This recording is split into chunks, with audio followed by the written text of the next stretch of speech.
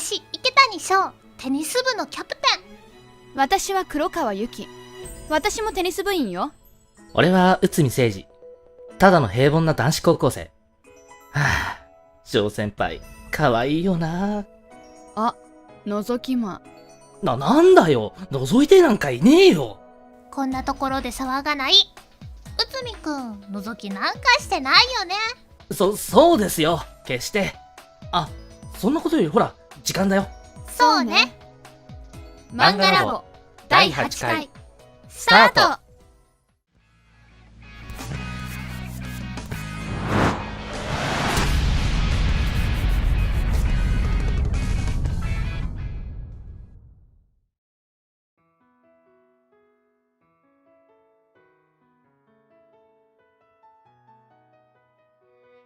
Et salut tout le monde, on se retrouve cette fois-ci sur ce 8ème épisode où je parlerai d'un manga qui m'aura fait rire, rager, peut-être pas pleurer non plus, mais au moins pincer le cœur. Un manga dont le thème principal est la romance. Encore une fois, je prends le risque de parler d'un genre qui ne fera peut-être pas l'unanimité, mais à mon sens, ce manga n'est pas juste une histoire d'amour banal où tout est rose et niais, contrairement à ce que pourrait nous faire penser le titre. Allez, sans plus attendre, aujourd'hui j'ai décidé de vous parler de GE Good Ending. Qui dit romance dit shoujo, du moins c'est ce qui est ancré chez beaucoup de personnes. Et bien, pour le coup, Good Ending est un shonen au même titre que Aizu de Masakazu Katsura ou encore Kimi no Irumachi de Seo Koji. Et vous allez comprendre pourquoi. Donc, pour commencer, Good Ending est un manga écrit et dessiné par Kei Sasuga, édité chez nous par les éditions Kana depuis l'été 2012. C'est une série complète au Japon et comporte 16 tomes. En France, c'est encore en cours de parution et on en est au tome 10 sorti il y a tout juste quelques jours. L'histoire du manga se centre donc autour d'Utsumi Seiji, un jeune lycéen tout à fait normal qui s'avère être amoureux d'Iketani Sho, capitaine du club de tennis. Donc dès le début de l'histoire, on le voit la regarder de loin, il se contente de nourrir un amour unilatéral, refusant de l'approcher de peur qu'elle le rejette. Mais un jour, il se fait surprendre par une élève de sa classe, Yuki Kurokawa, qui par la suite l'accuse de voyeurisme. Paniqué, Seiji prend Yuki à part et lui explique la situation. Yuki comprend alors de quoi il en ressort réellement et décide soudainement de l'aider à conquérir le cœur de sa dulcinée. Et pour ce faire, elle emploie tous les moyens possibles. Senpai, この人、入部希望者です。本当にぜひに行って。うわやったー。 Bon, ok, le scénario en lui-même est un gros cliché, et je pense que la plupart d'entre vous pensent déjà deviner le dénouement de l'histoire. Le coup de la fille qui aide un gars à conquérir une autre, c'est du vu et revu. Mais détrompez-vous, ce manga est plein de rebondissements, truffé de twists et cliffhangers que ça en devient juste absolument prenant. Je vais éviter de rentrer dans le détail, mais ce qui est passionnant avec ce manga, c'est qu'on a toujours une vague idée de comment va se passer la suite. Et en fait non, on se fait violemment troller par l'auteur. Mais au-delà du facteur d'imprévisibilité du manga, l'histoire n'en est pas plus niaise comme je l'ai dit au début. On a vraiment ce côté réaliste, non pas graphiquement mais scénaristiquement. Il n'y a pas d'emphase ou tout simplement d'exagération, que ce soit au niveau du discours des protagonistes ou au niveau de leurs actions. On a vraiment des réactions de vrais lycéens, même si dans le fond on la sent quand même cette petite touche manga. Après, ce que j'essaie de dire, c'est que dans ce manga il y a des conflits, des disputes, des réconciliations, des déceptions, bref, tout ce qu'on peut trouver dans la vie d'un ado. Ces choses qui semblent d'un premier abord banales sont toutes amenées avec délicatesse, et la résolution d'un souci ne se fait pas d'un simple coup de baguette. Il y a bien plus derrière et il y aura toujours des vraies conséquences à chaque décision prise par notre héros. Comme dans la vie réelle, l'ami d'hier peut devenir l'ennemi de demain. Pour faire court, ce n'est pas juste une romance mignonne ou ennuyante. Les rebondissements sont là justement pour nous tenir en haleine. Et honnêtement, ça marche pas mal, même plutôt très bien. Au départ, rassurez-vous, on part vraiment d'un a priori où tout sera gentil et mignon tout plein. Mais on se rendra vite compte du contraire, notamment quand on apprendra qu'un de nos héros cache un lourd secret, et qui n'est vraiment pas des moindres. Et bien sûr, je n'en dis pas plus. Et oui, en plus du scénario, les personnages sont très bien travaillés, dans le sens où chacun possède son propre background. Même ceux qui tiennent un rôle secondaire. Le tout se découvre et se déguste bien évidemment petit à petit. On nous déballe pas tout de suite tous les secrets de chacun. Maintenant, au niveau de notre protagoniste principal, Seiji, il est loin d'être le genre de héros typique des mangas de ce genre. Même si au début on pourrait penser à tort qu'il s'agit d'un incapable, on constate une grosse évolution de ce dernier et on se rend compte que dans le fond c'est juste le genre de héros réfléchi, responsable et qui n'agit pas en fonction de ses pulsions et désirs.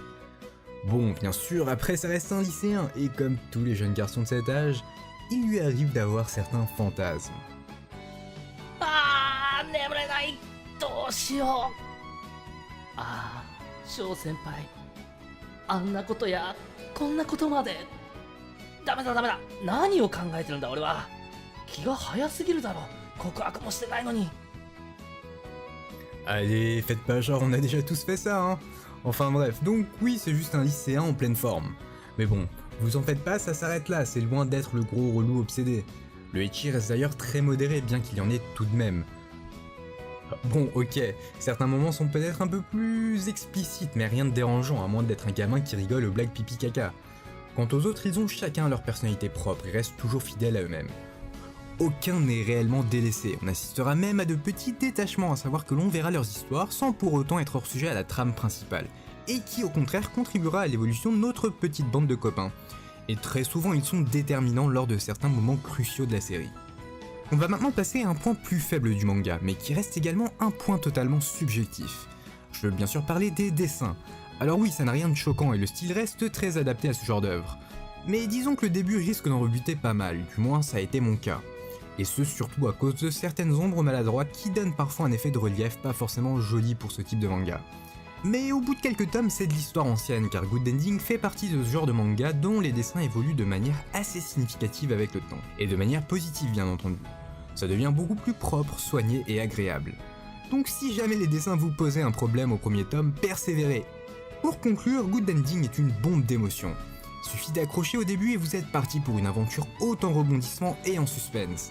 L'histoire ne fait qu'évoluer, on ne sait jamais vers où ça nous mène.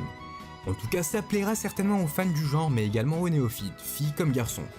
Les lycéens n'auront aucun mal à s'identifier aux protagonistes et les plus vieux d'entre nous retomberont, non pas en enfance, mais à la période des amourettes de lycée. En ce qui me concerne, je vais vraiment être subjectif pour le coup, mais j'ai vraiment adoré ce manga.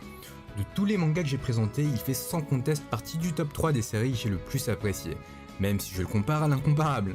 En somme, Good Ending est à la fois intense et placide, c'est un excellent divertissement que je vous conseille vivement.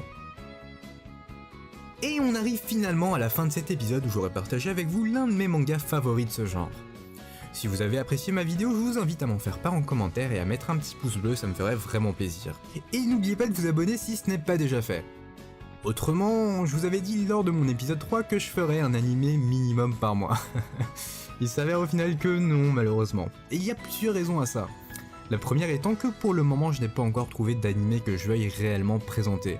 Et je me permettrai pas de faire une vidéo où je le sens pas. Et la deuxième est que je me sens plus libre au niveau de mes choix quand ça concerne les mangas papier. C'est plus vaste, plus varié, ça me permet vraiment de diversifier un maximum les œuvres que je vous présente. Donc voilà. Maintenant, je tiens à remercier Rero pour le redrawing et aussi Kanri, Rogetsu et Kanipan pour les voix. Donc merci beaucoup à vous. Et bien sûr, merci à vous mes abonnés car grâce à vous, j'ai maintenant atteint la barre des 3000 abonnés. Et c'est juste énorme, donc vraiment merci beaucoup. Aussi, n'oubliez pas de me suivre sur les réseaux sociaux où je passe souvent donner des infos. Surtout Facebook qui me permet notamment de passer certaines annonces si j'ai besoin d'une aide spécifique en rapport avec mes vidéos. Allez, il est maintenant temps de se quitter et je vous souhaite une très bonne lecture et à très bientôt au prochain épisode. 今回はこれでおしまいなの。悲しいけれど。本当なの？残念ながら本当だ。